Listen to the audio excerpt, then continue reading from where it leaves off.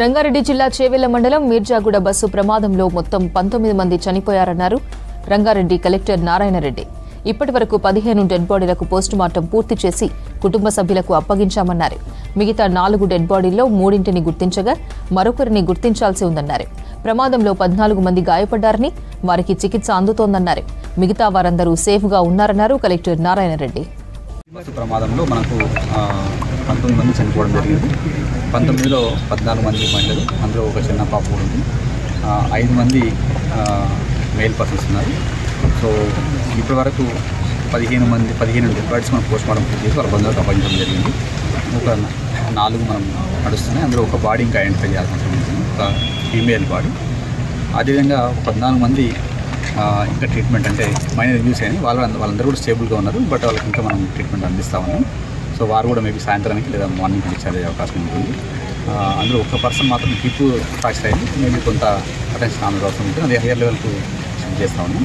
So మిగతా అందరూ కూడా స్టేబుల్గా ఉన్నారు. ఈమె కూడా స్టేబుల్గా ఉంది. బట్ కొత్త ఫ్రాక్చర్ సంబంధించిన ట్రీట్మెంట్ ఇంకా మనం ఇవ్వాల్సిన అవసరం ఉంటుంది. సో ఇక్కడ డెడ్ బాడీ సంబంధించి అంటే ముందుగా పేషెంట్ జరిగిన వెంటనే ప్రభుత్వ యంత్రాంగం అంతా కూడా ఇంజూరీ అయిన వారికి ఫస్ట్ బెటర్ ట్రీట్మెంట్ ఇచ్చే విధంగా ఇప్పటివరకు అటు మెడికల్ హెల్త్ డిపార్ట్మెంట్ కావచ్చు, పోలీస్ కావచ్చు, రెవెన్యూ గవర్నమెంట్ కలిసి పనిచేయడం జరిగింది. దాని తర్వాత చనిపోయిన వారికి వారి బంధువులకు ఇన్ఫామ్ చేయడం, సో వారికి పోస్ట్మార్టం చేసి ప్రాసెస్ ప్రకారం వారికి బాడీ అప్పగించేటట్టుగా చర్యలు తీసుకున్నాం. మోస్ట్లీ ఆ ప్రాసెస్ కూడా గవర్నమెంట్లో దీనిపైన ఇన్సిడెంట్ పైన పోలీస్ ఇంకా ఇన్వెస్టిగేషన్ చేస్తుంది. దానికి ఇంకా మనకు పూర్తి సమాచారం రావాల్సిన అవసరం. Around 70 members. ఇంతకుముందు కూడా అక్కడ 3 ఇన్సిడెంట్ జరిగినప్పుడు కూడా మనం ప్రాపర్గా ఉన్నదాన్ని ఎందుకు తెలుస్తుంది అంటే ఒక గ్రీన్ ట్రిబ్యునల్లో ఉన్న కేసు వల్ల అది హెల్డ్ అవుతూ ఉంది. సో దీంట్లో పక్కన ఉన్న ఇది రోడ్డు పక్కన ఉన్న సైడ్ సెంటర్ చేసుకోవడం, చెట్లు ఇలాంటివన్నీ చేసుకుంటూ వచ్చాం.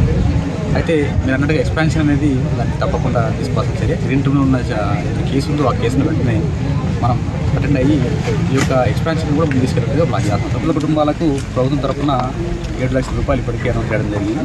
సో అంటే ఇంజూరీ అయిన వాళ్ళకు 2 lakhs రూపీస్ ప్రభుత్వం అనౌన్స్ చేయడం జరిగింది.